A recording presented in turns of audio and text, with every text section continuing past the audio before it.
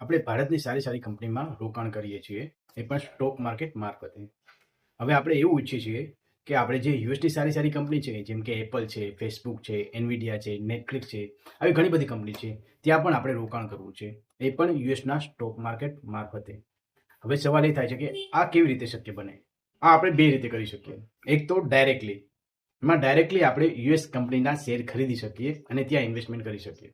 એના માટે આપણે એક યુએસનું ડીમેટ એકાઉન્ટની જરૂર પડશે અને આ અકાઉન્ટ આપણે યુએસના બ્રોકર સાથે ઓપન કરાવી શકીએ અથવા તો આપણે જે લોકલ બ્રોકર છે એમની સાથે ઓપન કરાવી શકીએ.